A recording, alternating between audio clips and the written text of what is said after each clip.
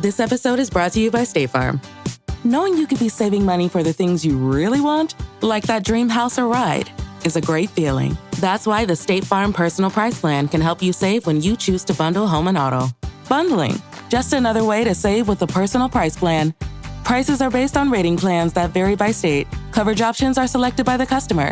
Availability, amount of discounts and savings, and eligibility vary by state.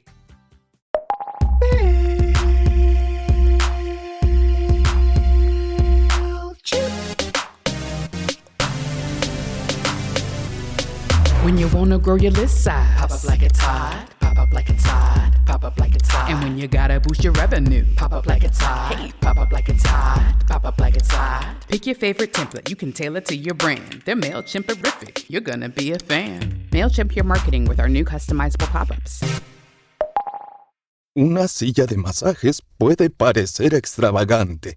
8 configuraciones diferentes, intensidad ajustable, además es calefaccionado. Y se siente tan bien. Sí, una silla de masajes puede parecer extravagante. Y 2, bueno, aún más. Pero cuando esas sillas de masajes vienen con un auto, se vuelven bastante prácticas. El nuevo Volkswagen Tiguan 2025 con funciones premium como los asientos delanteros con masaje disponibles. Solo parece extravagante.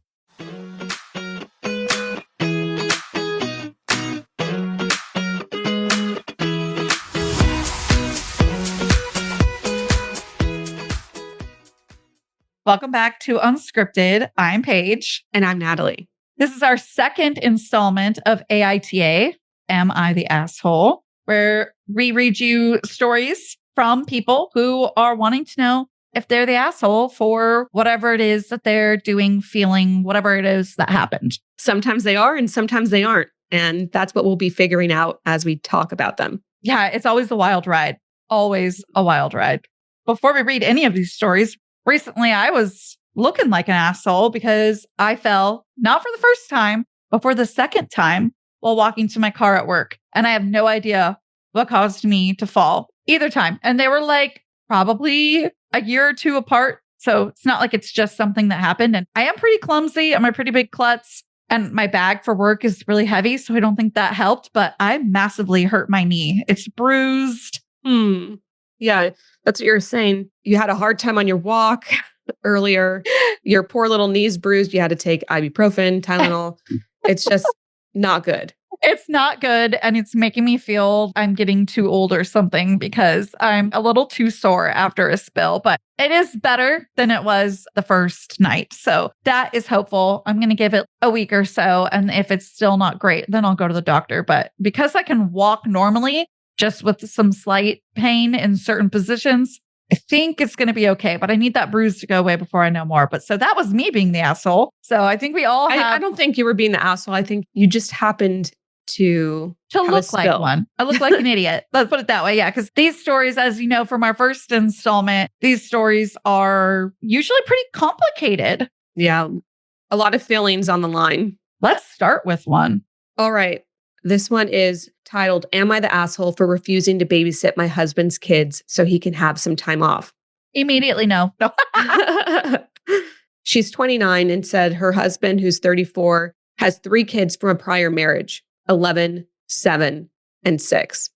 They are absolute terrors, as both of their parents have struggled to agree with parenting and rules. When I met my husband 4 years ago, he stated that he isn't looking for a mom for his kids. His kids have 2 parents, and he's looking for a wife for himself. I like kids, but I never wanted any of my own. I was open to the idea of him having kids. Back when we dated, he had the kids on weekends. Things were fine with them. He never expected anything from me regarding the kids. I told him I'm not interested in babysitting, and he said he'd never ask me to. He'll just hire his niece to babysit if he needs babysitter. Now, long story short, in the last year, they've moved from weekends to 50-50. Since the kids are old enough to not need their mom as much, this was always the plan. One parent has the kids for a whole week, and the other has the kids the next week. Husband lost his job and got a new job that pays less. Niece also went off to college. Husband can't afford any of the local babysitters because they charge, quite frankly, a lot. The kids are terrors, so babysitting doesn't come cheap. Husband is also now making less money. This weekend was his friend's bachelor party. Husband is a groomsman and was expected to attend. Last minute, he asked me to watch the kids for the entire weekend so he can attend this event. He thought it wouldn't be a big deal, and I would definitely agree. Wouldn't it be disagree? Wouldn't it be a big deal? She's probably looking for that word disagree. Yeah. Yeah. I was kind of miffed that he waited till last minute to ask me. I told him that I can't because I have to go to the gym and have brunch plans with my mother. And honestly, I just don't want to. Sounds like a good way to ruin an otherwise good weekend. Also, why would I watch the kids so their dad can go get plastered and look at strippers with his friends? No, thank you. Not like it was an emergency or something. Dan was very upset because he couldn't go. I brought up the fact that before we got married, he told me he wouldn't expect me to watch the kids ever. He seemed surprised because he thought I would have changed my mind. I told him I'd watch them if there was an emergency, but otherwise, no. I didn't have kids because I didn't want the responsibility of them. I like his kids. I cook for them sometimes and take them out to do stuff occasionally. I show up to their sports games, but this is for me and the kids.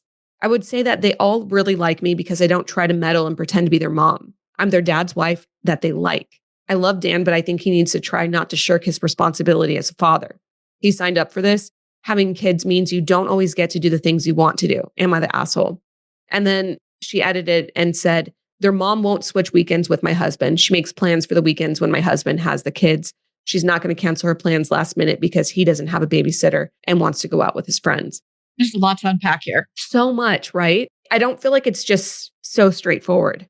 It's not. And I think this is an everybody's the asshole I kind thought of that one. too. It feels like that because everyone's being a little bit petty. We've got the dad who's being petty because he's used to being able to do what he wants because he doesn't have his kids 100% of the time. So he's being a little bit petty there, but I get it. Like, this is a bachelor weekend. It's not something you do all the time. One of your buddies is getting married. We've got the ex-wife who isn't really budging on switching weekends, which I get because these things are oftentimes court ordered and things like that. So if a month in advance, you're like, oh yes, I don't have my kids on that weekend, so I can absolutely meet up with you. And let's be real, when you only have 2 free weekends a month and 2 of them are with your kids, you schedule things so that you're getting the most time with your kids and the most time keeping yourself distracted and happy, and filling up that time that otherwise you would be alone and not with your kids. And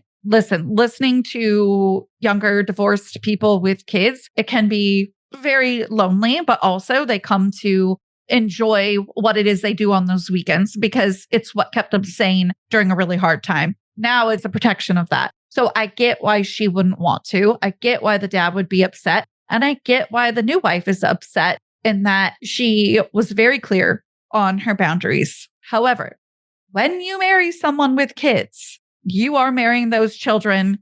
You have to deal with it. And if that means that you needed to let the love of your life go because your want to not have kids outweighed that, then that's what I guess you were going to have to do, which who would do that? And that's why she didn't do that. But then you're taking the other side of it, which is, okay, well then, no, you're not their mom, but you're taking on a particular role in their life, which is their stepmother. Again, doesn't mean you'll discipline, doesn't mean whatever. And you can lay the boundaries out, but you can't just say, I'm never going to be alone with the kids. These are your kids. That's weird. It's weird. And they're young. And she's known them for 4 years. The youngest is 6 now. So she's known him since he was 2.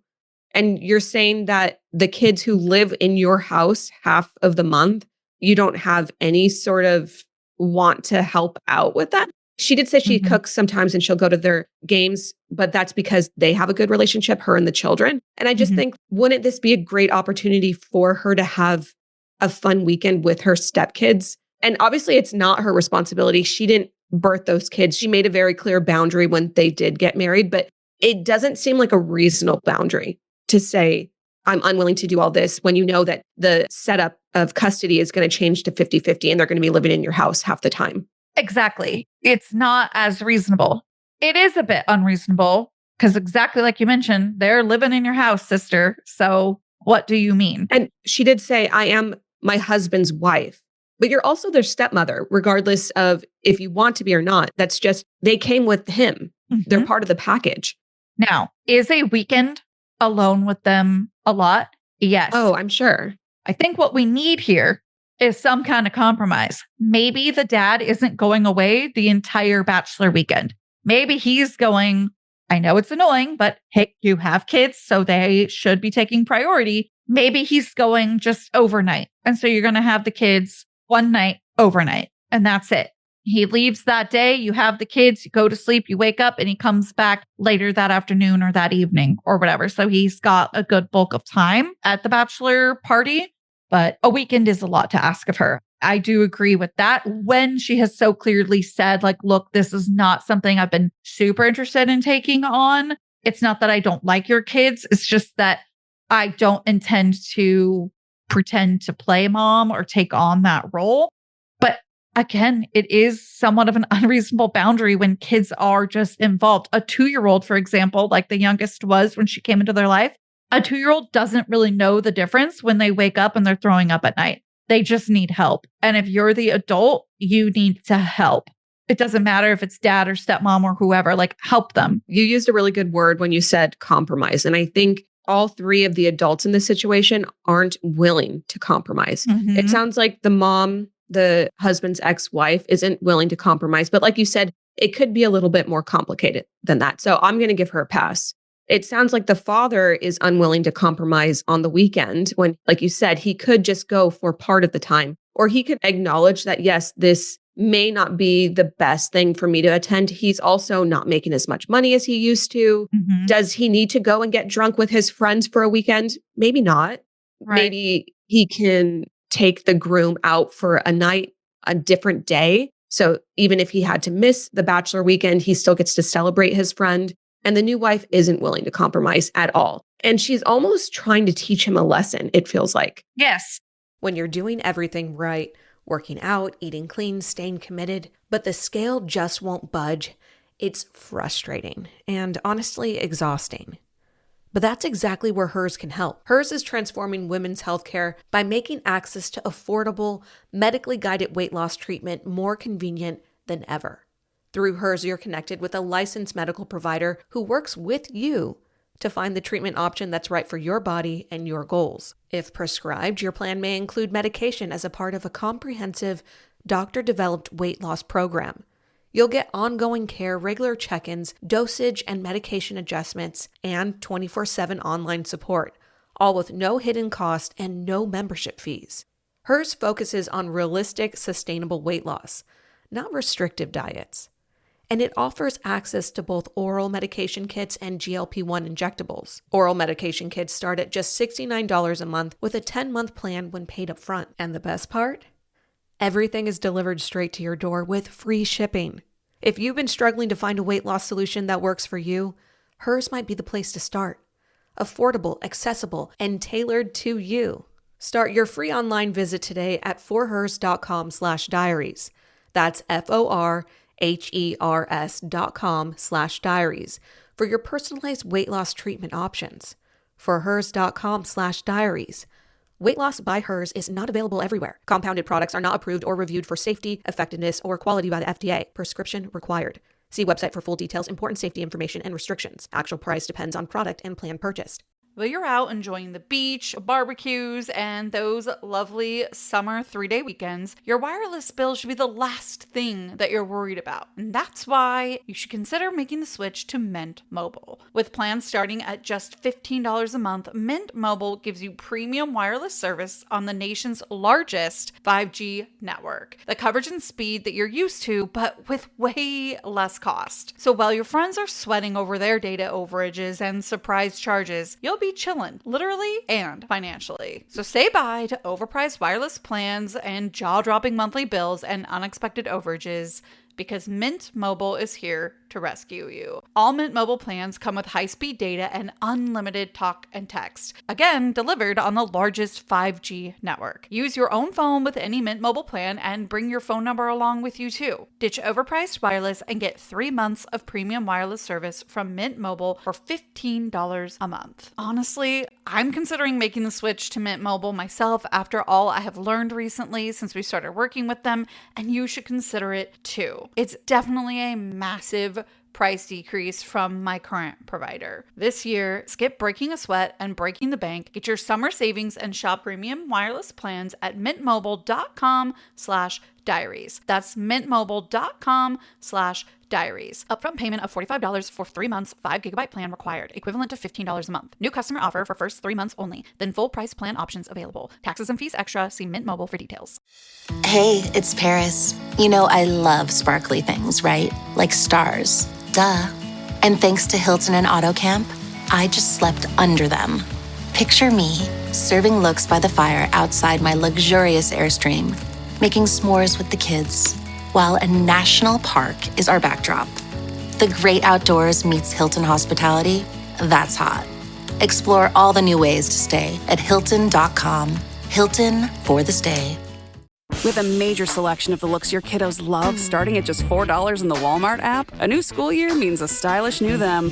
Who knew? Find skater skirts and Crocs that say, I'm casual but cool. Sparkly sneakers that say, it's my classroom, you're just learning in it. And preppy polos that say, I'm the teacher's pet, even if they're mommy's menace at home. Find their favorite styles starting at just $4 in the app. The Walmart you thought you knew is now new. This episode is brought to you by San Pellegrino Ciao, a new kind of flavored sparkling water. The kind made with real fruit juice, a pinch of Sicilian salt, and the sparkle of the Italian sun. With no added sugar and just 10 or less calories per can, enjoy. With love, from Italy. By San Pellegrino Ciao now. She is sticking to her boundaries, which is her right to do. But it comes back to what you said, where there isn't a compromise being made in which there needs to be one. I also question the mom. If she was invited to a bachelorette weekend on a weekend with her kids, I don't even need to know her to know that if it was a weekend with her kids, she would say, sorry, I have my kids that weekend. It wouldn't even be a thing. Would she even ask her mother to watch the kids or something that weekend? Probably not. Maybe she might try. But I'm just saying, I barely need to know this woman to know that it would just not be a thing. Like she would either maybe at the most have her mom or whoever watch the kids for like the day or two for the weekend, but she probably just would not go. And it also makes me think little kids are only little for so long. Yep. And you only get them, it sounds like half the year. Because if you're saying you get them half the month, it obviously works out to half the year. Mm-hmm. So you're already not spending as much time as you could with them. Exactly. And a weekend you do have with them, you're willing to go away and not see them at all. It just feels like maybe everyone's priorities are a little bit screwed. And the only people that do get hurt in this situation are the kids. Absolutely. 100%. And I hope that whatever comments are left on that post are letting her know that. And it's not even just shame. It's just like, hey, whoa, find a compromise, because the only ones getting hurt are going to be the kids, because they're the ones that are lost in the shuffle. Where are they going to be? Because they are going to be somewhere, because they exist. They're literally living beings. They're going to be at that house that weekend, girl, whether you're watching them or he stayed home. I'm glad you brought up the comments, because one of the more upvoted comments on the post says, those poor kids, parents are clearly a mess and their dad marries someone who doesn't like kids. WTF was he thinking? WTF were you thinking? What if their mom died or was incapacitated and you had to take care of the kids full time? Why wouldn't you just date childless men if you want to remain childless? Why would you marry someone with kids if you don't want kids? Why would you want to marry someone whose kids were so unimportant to them that they are willing to marry someone who doesn't like kids? And then they go on to say the number of poor decisions on display here is staggering. And this person said, you're not the asshole in this situation, but you are an asshole for getting into this situation. That puts it perfectly. I feel like they're a little harsh, though. Yeah, it's true. It's harsh, but that's coming to Jesus. I will say, you can't help who you love. True. I think she needed to think about those things, because something I hadn't considered that this person did was, what if something happened to the mother, the ex-wife? Yes. You are going to be with those kids forever. And it's not just one of those situations till they're 18. You're a parent the rest of your life. Yep. So yes, just because those kids may not be living in your house half the time, they're always going to be around. And if you don't like them, then it's just going to be something that's a wedge between you and your spouse for the rest of your marriage. And that's not fair for kids to feel like that is their fault. And that's exactly what I mean when I said, when you marry somebody with kids, you are marrying their children too. Because as the commenter put, and you pointed out, what if something happened to that mom? And she doesn't even need to pass away for something to happen to her to make it a situation where those kids come full time. It could be just a relationship issue where one of the kids who's 15 now is fighting with the mom, doesn't like her partner, and wants to live with dad. You think dad's going to tell them, nope, you still need to struggle and live with mom? No, they're going to figure it out. And he may say, cool, like they can live with me if you're good with it. And they may work it out, whatever it is. You never know. Or the dad could be an asshole and say, well, my wife doesn't like you. You can't live here. I mean, how many times have we heard stories about that? Well, the new wife doesn't like me. That's where the whole evil stepmother trope comes from. Yeah. And the dad ends up picking the new wife over the children. No one's winning. No one's winning. And I think they all probably need to go to therapy together to figure out these relationships because it feels a little complicated. Because everybody in this story has done something a bit in question, and everybody in the story has certain things that they still do deserve as well. Like their boundaries not being crossed and being able to go with your friends and being able to have the weekend without your kids that's court ordered. Everybody deserves that, but also the kids need to be prioritized. And that's what's kind of getting lost in the shuffle is where in this story are the kids being prioritized? Because right now, nobody is prioritizing them. And that is a humongous problem.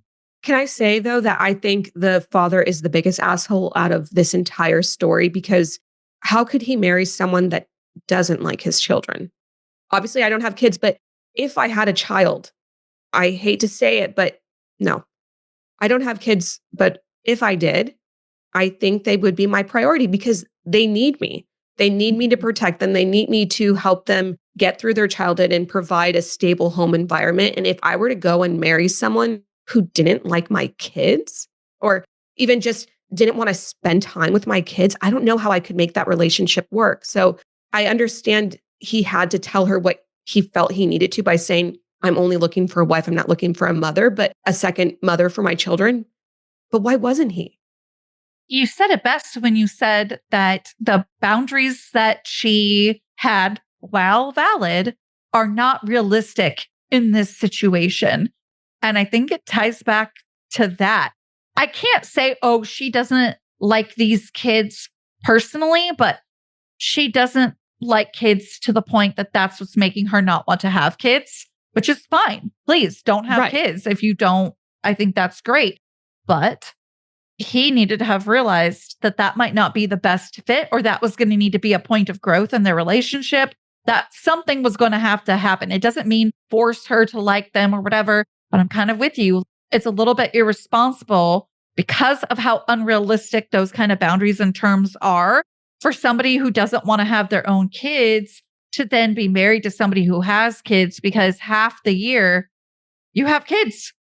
It just shows how selfish the father is. Yeah. He wanted who he wanted to marry without considering the people that he brought into this world. Right. They are the ones that are not being prioritized in every single angle. So hopefully they get it together. Hopefully one of their parents whoop them into shape. Because I can tell you right now, I didn't have a dad who was going off to bachelor parties. Me neither. Again, not that I think it's super wrong. I'm just saying I didn't. Okay. I'm going to do mine. Am I the asshole for refusing to go on a week-long vacation with my husband's family for his dad's 60th birthday? My husband, 33 male, and I, 33 female, have been together since we were 16. In all the years we've been together, his family has never really made an effort to get to know me or build any kind of real relationship. Meanwhile, my husband and I are both very close to my family. Holidays, birthdays, casual hangouts, all of it.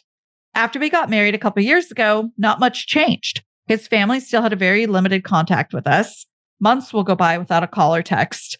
Mostly just showing up to dinner for birthdays and major holidays. I've always felt like an outsider, and it's hard for me to show up and pretend like we've been one big happy family when the truth is they've never really included me or made me feel welcome. Some examples. 1, his mom's birthday is just 2 days away from mine, and she refused to acknowledge my birthday until we were married. 2, I've always passed on gifts for holidays, anniversaries, Mother's Day, etc., even though if I was not invited or included, but the gesture has never been reciprocated until after we were married, and my husband had to make a point to his mom to get me a Christmas gift.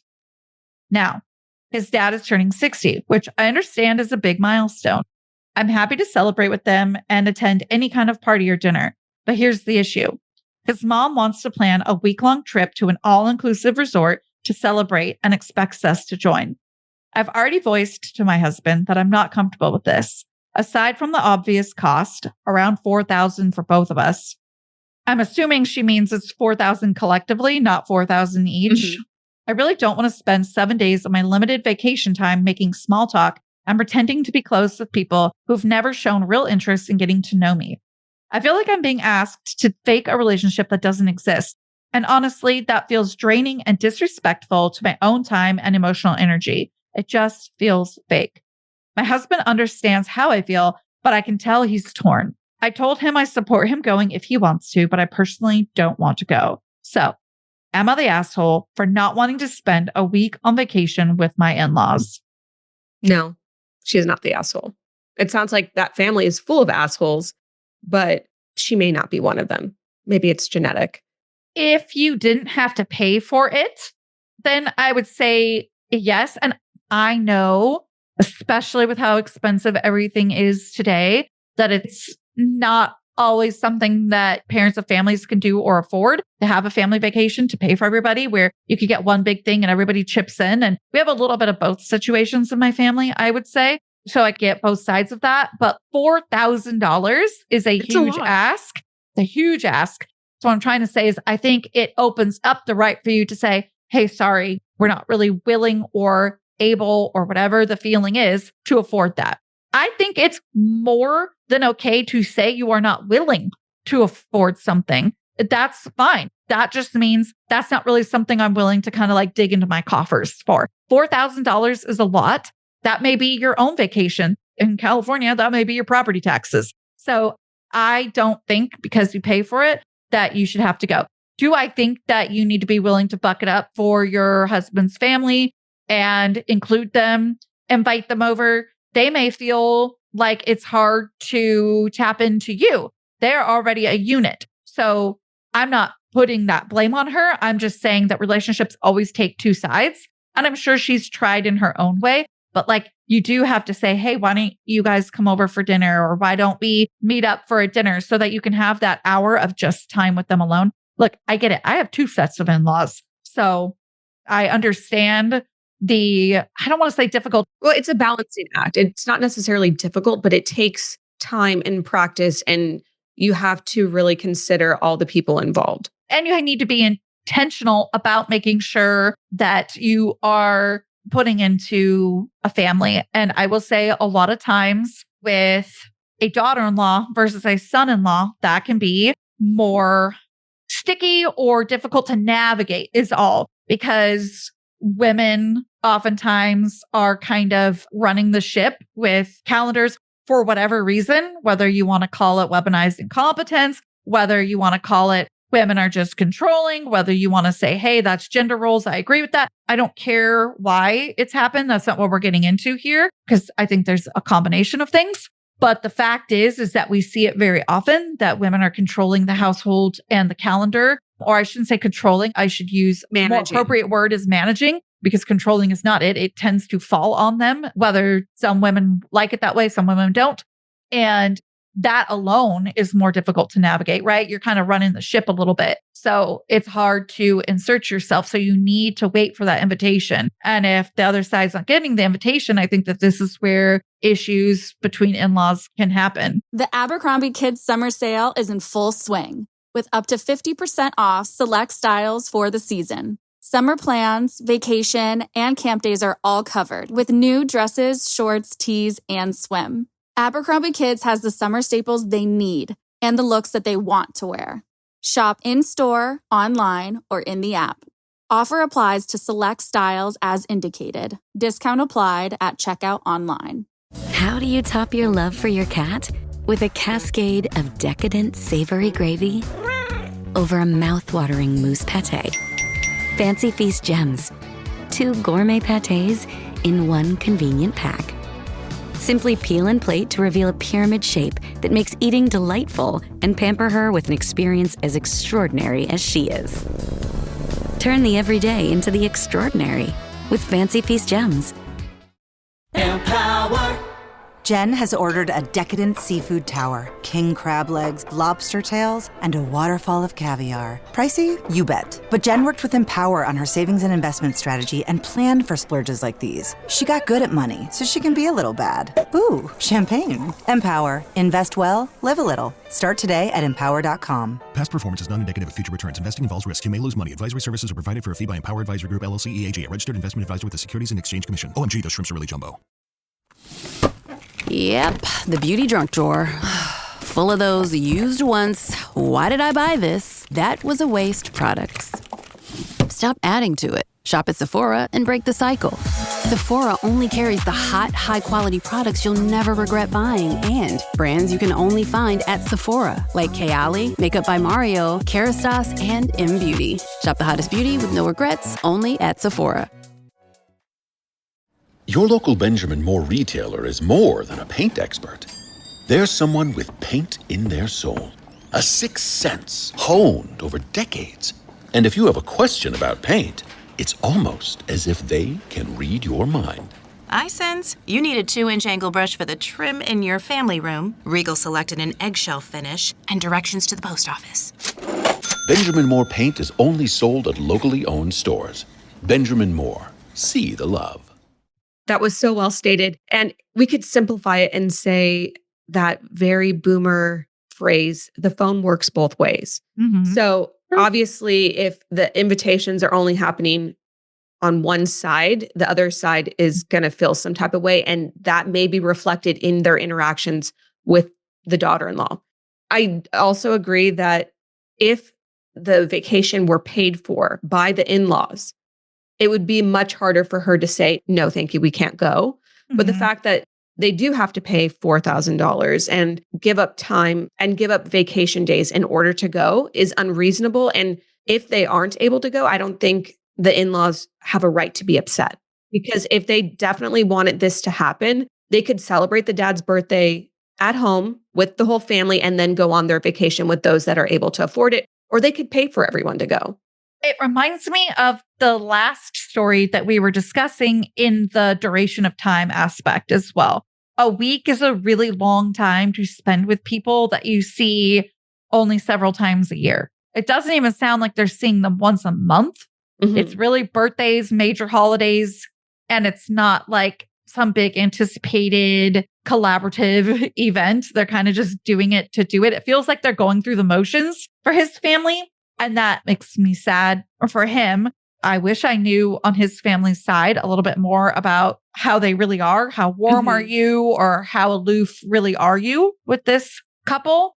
But the duration of time and the cost make it so that she is not the asshole. If it was paid for and or like a one night party, like a weekend, or even a weekend, it would be a little bit rougher. I think it looks really bad to tell him, go by yourself or don't go, because it makes her look worse for not going. So it's kind of needs to be like an all or nothing thing.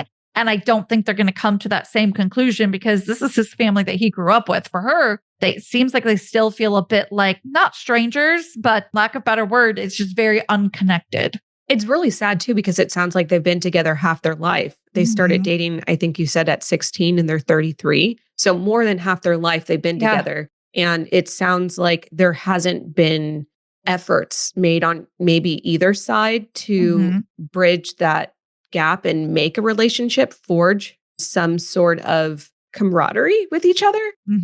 And I agree with you. I think it is a little hurtful for her to say, go by yourself. I think that at the end of the day, it comes down to how much does the husband want to go to his father's 60th birthday? Is there a compromise that can be reached? If not, and he wants to go, I think she should go for her relationship, not because of the in-laws, but because she wants to support her husband. And if they're treating her that way, is he the black sheep of the family? Will he need the support? So maybe he wouldn't want to go on his own. Right. And these are things that can heal relationships like that too, or be very telling. So it could be one of those moments too where you're going, okay, but like we really need to consider XYZ while we're there because I don't want to do this again if XYZ. Or it could be, well, this is really important because we haven't been pouring into them and this is a great way to do that. And I just need to buck it up and do that because it probably wouldn't be that bad. And you bring up a really good point. Maybe this is something that's needed in order to build those memories, create those memories that you're going to be probably married to your husband the rest of his life. His dad's only 60. Mm-hmm. Do you have 20, 25 more years with his parents? Why not just go and try it out? But I can understand the feeling of past hurt creeping into things. And it's a longevity of history. Or yes. Is that, I don't even know if I can put those words together like that, but there's a long history is what I mean of this relationship being the way it is. So will it ever change? Probably not, but definitely not if you don't do this. Again, no, I do not think that they are the asshole, but these are just things that she needs to consider. All right. The next one I have is titled, Am I the Asshole for Not Opening the Door for My In-Laws? I think we're starting to see a trend. There's a lot of familial relationships in this episode. The poster is 30 years old. She's home with her infant daughter on Friday, our last day before she returned to work. The baby's very willing to nap in her crib, but I guess she was feeling the change Friday because she was not having it. It was everything I could to get her to sleep in my arms, and every little wiggle disturbed her, so I gave up laying her down and decided to enjoy a contact nap. That's basically when the baby lays in your arms and sleeps. And then my in-laws showed up, unannounced, but that's not the problem. I have no issue with them coming to see the baby. Anyway, they knocked on the front door, couldn't see me, but I could see them through the window. And I tried to call my mother-in-law to give her the door code and tell her to just come in, but she didn't answer. Next thing I know, they've walked around to the back patio door and are knocking there. I tried to make enough eye contact to tell them to just come back to the front and use the code or pick up the phone.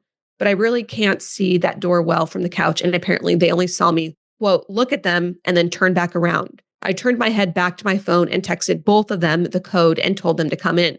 While they gave up, no replies to the text and wouldn't answer the calls. So I'm assuming they didn't have their phones with them and they went home.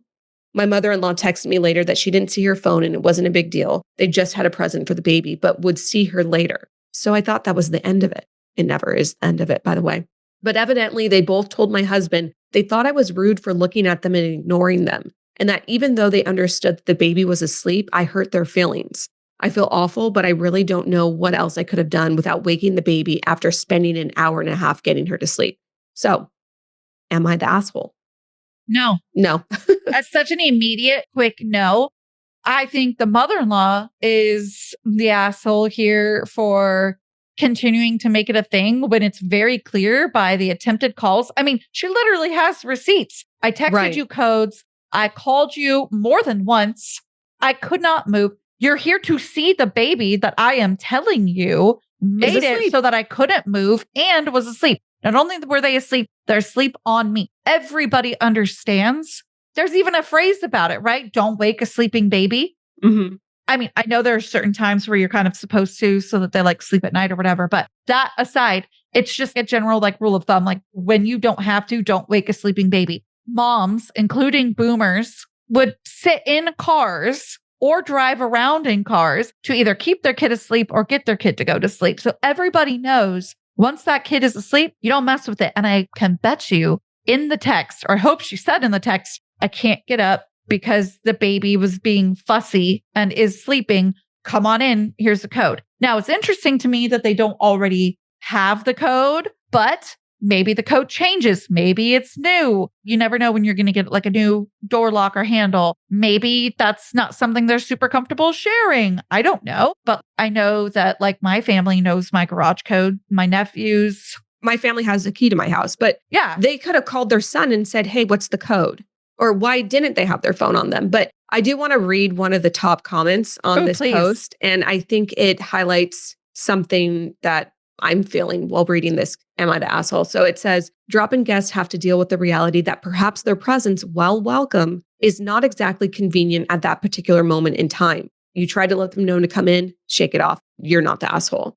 And I really agree with that. I'm not a fan of drop-in guests at all. So I think this daughter-in-law is super sweet to not be offended or bothered by that type of unexpected visit. So the fact that it doesn't bother her and she's open to it is great. But like the commenter said, it's not always convenient. If you're not letting them know beforehand that you're coming. You have to expect that you may not be able to get into the house every single time. That is a very beginning with millennial thing, the drop-in guests, because Gen X, boomers above, they're very used to it. They don't care.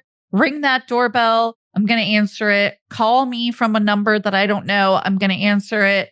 That's right? How they were raised, because boomers and Gen X got on their bikes and met up with their friends when they were younger.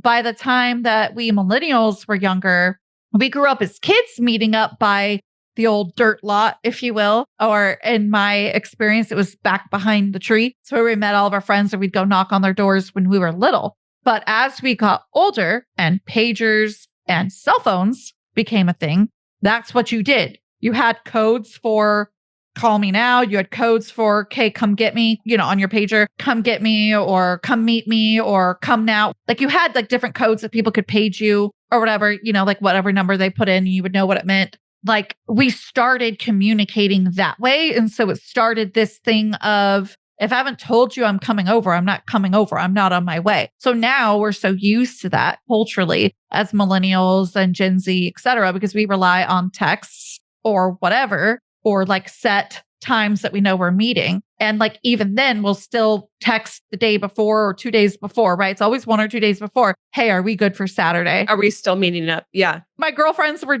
I never call my girls girlfriends. Sorry if you do, but I hate that. I don't know where that came from. My friends texted me yesterday because we're meeting up on Saturday for lunch of, hey, are we still good? And it was her birthday that we're honoring and we just haven't seen each other for a while. That's what we do. We double check. It is expected things could change. It's expected that we might not want to go anymore. That's how millennials are, especially post-pandemic life. Oh, it's great. You can just completely be like, we call it the darkness took over me and this particular friend. And she'll text me like, did the darkness take over? And I'm going to be like, you know what? The darkness did take over. I'm so sorry. Because we both have anxiety. So we get it. Like if you just don't want to get ready and you just can't do it. Or it'll be like, yeah, but I'm coming over in this and I have a zit.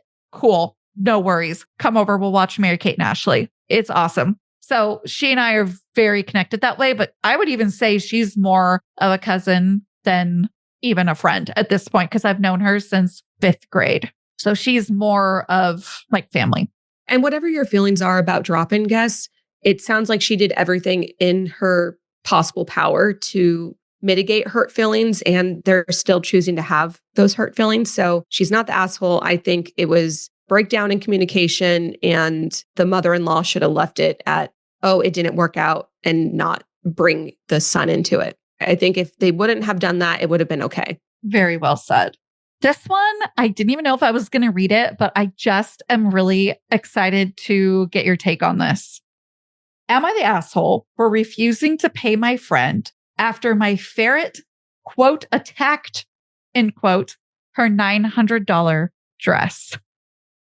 I don't even, Natalie, I when I saw that, I was like, I can't even, I have to discuss it. This is not your typical AITA, right? I mean, it is, but it's not. You get what I'm saying? Like a ferret and a dress being attacked. Okay. $900 dress at that. At that. So I, 29 female, have a pet ferret, Noodles. Hi, Noodles. I love ferrets. He's super friendly and curious. Oh, I want to play with this ferret. And I let him roam when I'm home. My friend, Kara, or Kara, 28 female, fake name. Oh, all right. Good to know. So we'll call her Kara. Came over last weekend for a wine night with a few of our other friends. She showed up wearing this very extra, okay, judgy, silk dress. Said that she had a date after and didn't have time to change. I think that makes sense. She came over ready for the date so she could see her friends and go on a date. I mean, I support that. Maybe I shouldn't give away my entire take as I read this. Sorry. I told her maybe not the best outfit for a casual girls' night, but whatever. Well, at one point, she gets up to go to the kitchen and Noodles, being the menace he is, bolts towards her and jumps up. His little claws snag the back of her dress and it tears, maybe a 1/2-inch slit. She screams, freaks out, and runs into the bathroom, sobbing. The whole vibe died instantly. I felt bad, but also like, you wore a $900 dress to drink boxed wine on my carpet with a literal ferret present? Anyway, She sends me a Venmo request later that night for $920. Apparently, the dress is from some vintage designer and the repair requires specialist fabric sourcing. I declined the request. She sent it again. I declined again. She even told our group chat that I let Noodles drink wine. He just sniffed the glass one time, ? My other friends are split. Some say I should pay at least something. Others say Kara's being dramatic. Then today, her lawyer dad sent me a letter saying I'm liable for damages. I literally laughed out loud. Like, what judge is going to look at me and say, yes, pay $900 because your ferret got excited about silk?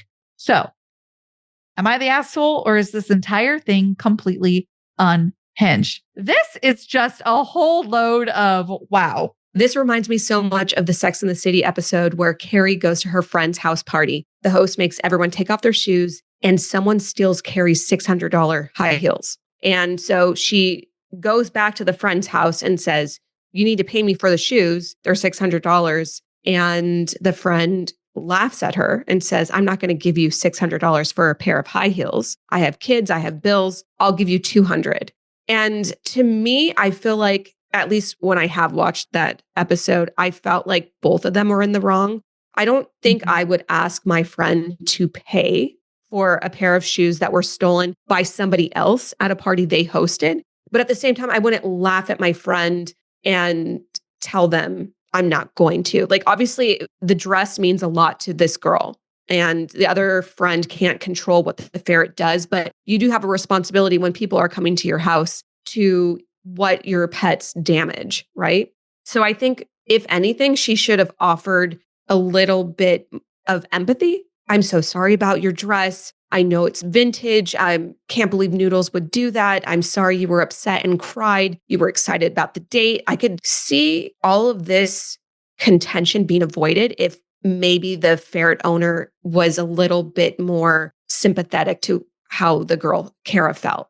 But at the same time, I don't think $900 is a little bit of money. That's a ton of money. And to ask your friend and have your lawyer father send a letter saying that you need to pay, I just feel like that's escalating things so far beyond where they should have been. And it almost sounds like they weren't ever really friends to me. It feels like they may be in the same friend group, but they are never friends themselves. And they just hang out because their friends are friends with each other. Does that make sense? Yes, I could see what you mean by like, yeah, that's not like her bestie. And there would probably be like no love lost if the relationship sort of fizzled. It seems like they're close enough to know where each other live and to be hanging out at wine nights. But my take is empathy was definitely needed. It's being judged a little bit that she was wanting to wear a really special dress to her on this date. And she took the time on a date night to not ditch out on friends and to put them and prioritize them by making sure she made it to both. Because Lord knows for me, I'd be like, sorry, girls, I got a date. One thing a night. One thing a night. And it's not the date over them or vice versa. It's just what came first? Like, what was the deal? The other side of this coin, and I think this needs to be talked about even more, specifically in the UK and the US and probably Australia. If you need to be reimbursed for a $900 dress, then you probably shouldn't be wearing the $900 dress. Then you shouldn't be wearing it. And you probably should have never purchased it, because you shouldn't be purchasing things that if, oh my gosh, something happens, you're going to be heartbroken over the cost of it. You can be pissed off that a dress that was vintage and that you'll never find again was ruined. I get that side of it, and that could be part of it too. But when you're requesting the money back, that's where it starts to feel like, well, I spent so much and I saved for 3 months for this dress. And it's like, that's the problem we see with people wearing $700,000, $800,000 Gucci belts. These companies are built, and vintage clothing as well, are built to make you feel like you are rich. They are not what actual uber wealthy people are really wearing. They are flashy, and they are made to make upper middle class feel like they are elite, as opposed to upper middle class, right? You save for a couple months and you get this really expensive belt. But right, if you lose it, it might be pretty difficult for you to have the money to replace it right away. it might take you a couple months before you can replace it, or depending on where you are on the income level, maybe even a year or two. It just depends on how long these things take and where your income is. So I guess what I'm trying to say is that should show you that even if the money's there in the account, that it might not be the best purchase. And you are risking, especially when you're going to a restaurant, drinking wine, you are risking ruining a dress. You're not just wearing this for a photo shoot, in which you're also risking ruining it, but this is like you're wearing it out. You bring up a really good point. If she had spilled wine on the dress herself, what would have happened? The dress would have been ruined anyway. Oh, this is a dumb take, but you know what I mean? Other things could have happened to it. There are all of these possibilities when you put that dress on. So again, $900 is expensive. So if it's not that disposable to you, you got to really consider. I'm not saying don't splurge on things here and there. Of course not. But those are just things that need to be considered. In this case, I get why she wouldn't want to pay for the dress.